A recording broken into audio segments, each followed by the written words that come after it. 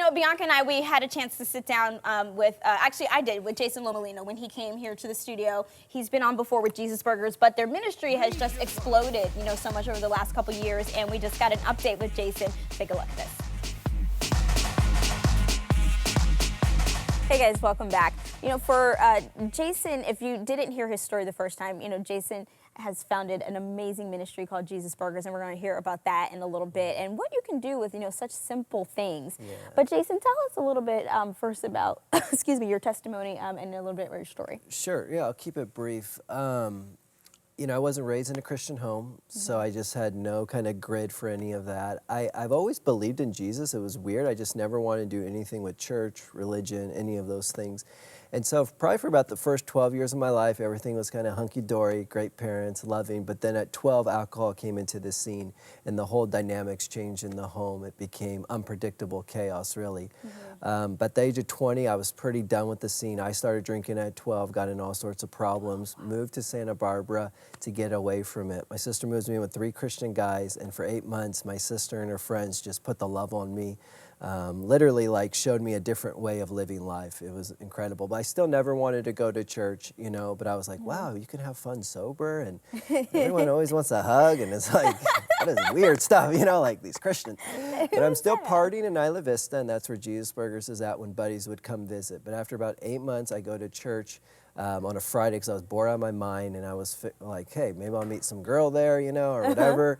And sure enough, man, I didn't meet a girl, I met God. And I had this incredible encounter where the Spirit of God just came all over me. I never felt love like that, peace like that. I hear God speak as clear as day to me. He says, Jason, what are you living for? And I knew in that moment I'd been living for me, not for him. I went home, tossed my 2.5-foot bong, fridge full of beer, everything. And I got free. I mean, I literally got set free. I felt forgiven. I felt loved. It was incredible, you know. And then I remember like 2 weeks later just being in my room by myself, like, I am getting so weird. What is happening? Like, things I used to love, I hate. Things I hate, I used to love. Like, you know, I just like want to go to church, want to read the Bible. I was just, yeah, it was crazy. I was born again. I mean, that's the only way I could say it. Literally, my desires had changed. And isn't that the most interesting thing? That it's not even something that you have to even put effort to. It just starts happening. Yes. That like you just are like, wait, I don't even want to do that anymore. That's right. Yeah. That's right. I mean, it was supernatural. Literally, I couldn't stop things I was doing, and all of a sudden it was just like, boom, the opposite way. Yeah. Which is why it's the greatest miracle when someone's born again. You know, sometimes we're always trying to fix the outside, and God's just like, let me just change the heart out, and we're good to go here. Right. Yeah, that's what he did with me. It was heart surgery. Oh, love that. I know, me too. So Jason, so then that kind of led you into this thing called Jesus Burgers. Tell us a little bit how that got started. Sure. Well, I just, again, because my heart had changed, I feel like I had new eyes. So when I went out to Isla Vista, not to party, but just to go out there because some believers would connect before they went to that college group, I was like, wow, if someone would have just told me about Jesus, I'd have been on board. I never knew he loved like this, forgiven, that he was this real. And so I was just like, let's just do a citywide barbecue. We'll do some music. And so sure enough, we just blitzed the city with flyers, invited people to a citywide barbecue. Not a ton of people came, homeless came, few students came. I mean, food always brings somebody. So anyway, we did that for 4 consecutive months. And then we realized, man, we really need to be on the main street because that's where it's at. You know, the street is undrivable on Friday and Saturday nights. So if you don't know about Isla Vista, it's over 20,000 people in a 1 square mile radius. It's a student ghetto. No one drives. Everyone bikes, walks, or skates, boards, you know.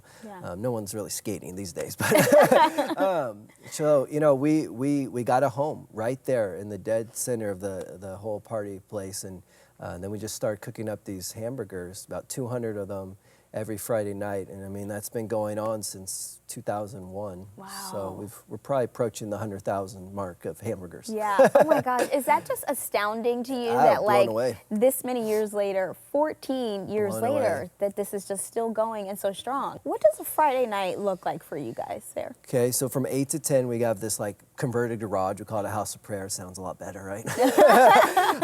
But it is, it's beautiful. And we just love on, like, just worship God. I mean, we just soak in the presence, we pray. And then from about 10 to about 1, we move to the front and we start cooking up the hamburgers. They probably are ready by about 10:30. The party hits pretty hard by 11. And so, and then we just start giving these hamburgers away. I mean, this huge line kind of forms. Our whole like, patio or whatever is full of people.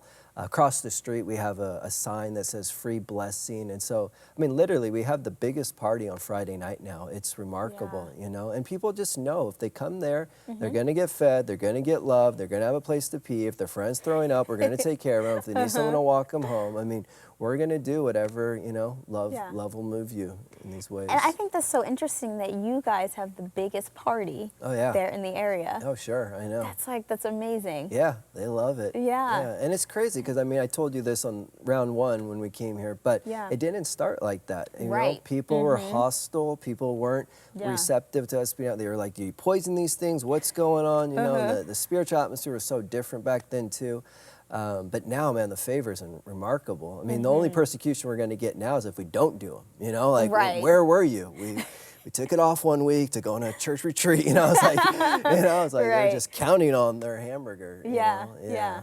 Jason, I mean, last time we talked, a lot about how it, your guys' the impact of what you guys are doing. We're changing the people who were coming and stuff, and radically changing their lives, and like how your life got, radically changed as well. How is Jesus Burgers impacting the people who are on the ministry end and who are going out and, sharing the gospel, giving, out these burgers and sharing, the love of Christ? Sure. Wow, that was a great question. Thank you. Yes. I just think this generation is just not into an agenda. So if they know we're up to something or we're trying to bait them and then switch it or something, they're out. So I think what our people are realizing is like, wow, love's the key.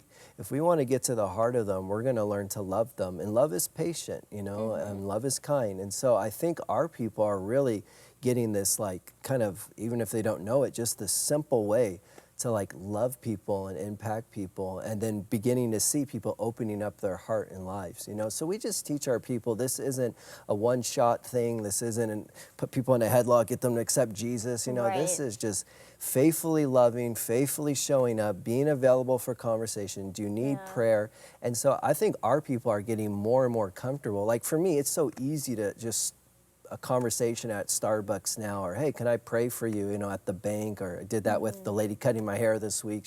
Her shoulder was out. I was like, can I pray? I mean, I'm so used to doing that at Jesus Burgers. It's carried now into a lifestyle.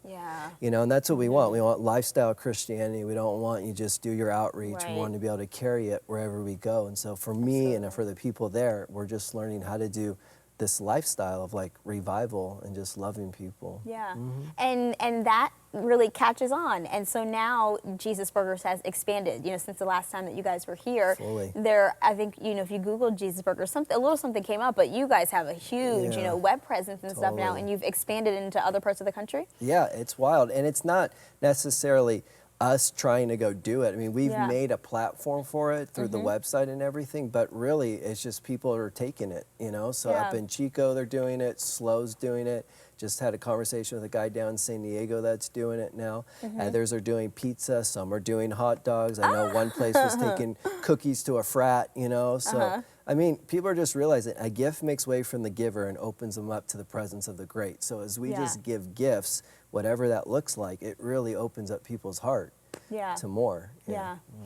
So Jason, just switching a little bit, we were talking about, the love and how important that is. And I think we see so many young people and stuff right now who don't have Christ or who, aren't truly into their faith and that have been struggling. And we saw that especially exemplified in Isla Vista with the shooter there. Fully. How did that, impact maybe what was your guys' thoughts, around that and being there in Isla Vista when that shooting happened? Because I know that was it was just mind-blowing for the people in your area. Absolutely devastating. Yeah. I mean, honestly, like this, there's a lot of lost people. There's a lot of hurt people. We know hurt people are going to hurt people. And that to me was like, obviously the epitome of somebody so hurt, so lost, and just wanted to do that with other people. For those of us that were in the city, it definitely came at a shock. But what I realized walking around that week, listening to people, praying with people, just being available was, man, if you don't have Christ, what do you have for a foundation? Right. And I realized talking to the Christians, like you can see our foundation is on a rock. So we weren't moving, I mean, yes, it was impactful, but at the same time, we knew God was bigger. We knew he had a greater purpose. He was after something so much grander than what was happening in the moment around us. So sure, we grieved. I wept a lot that week. I cried with people, but at the same time, I knew God had a bigger plan for what was going on. Where like those people there was no hope. So they're just like walking around dazed, by everything. Yeah. Wow. And it brought the church together. I mean, it's wild how tragic. I mean, I've never felt more unified with the others out there, with pastors, campus ministries, a Catholic priest. I mean, it really bonded the church in a way that we haven't felt before in Isla Vista. Jason, what would you, in closing, share with, our viewers and stuff, someone who's watching who maybe was in that place where you used to be, before you got changed, and, why they should, relinquish, control over to Christ, because it really is so much better, on the other end. You just preached it. I mean, you just kind of gave it. But that's the truth. I mean, literally, I tried everything. I was trying to get satisfaction from the world, and it's just like grasping after the wind. So no matter how amazing that party was or how great the night was, the next morning you're trying to reach for it again. And when I found Jesus, I mean, everything changed. I was like, this is what I've been looking for my entire life, is to find real love, real satisfaction, real intimacy. And it's just like, I'm ruined. Like, God arrested me with his love, like, in '01, but I feel more in love today than I ever have. And he's real. Like, God is real. He's in our midst. He's an ever-present help in time of need. It says if you call upon him, he'll answer you, And it's just like, people just need to call upon Jesus. This is what I tell people out there at Jesus Burgers. I'm like, just talk to God. Like, he loves you. You're his son. You're his daughter. He knows you. Absolutely. Yeah. Pastor Jason, so good to have you back. We really appreciate having us. Tell our viewers really quick how they can find out more about Jesus Burgers, and if they want to start Jesus Burgers in their college. Yeah, they can do jesusburgers.org or ilavistachurch.org, and they'll find all the info there. We got multiple books. 2 of them are on Jesus Burgers and the ministry, and just a release of a lot of testimonies of how people met Jesus, how they got connected with the ministry, and then stories from that night. Yeah, we just like to brag about Jesus. Don't we all, right? Yeah, Best person to brag about ever. Yep. Pastor Jason, thank you for being here. Thank you. Thank you. Okay. And we'll have more on the crew right after this.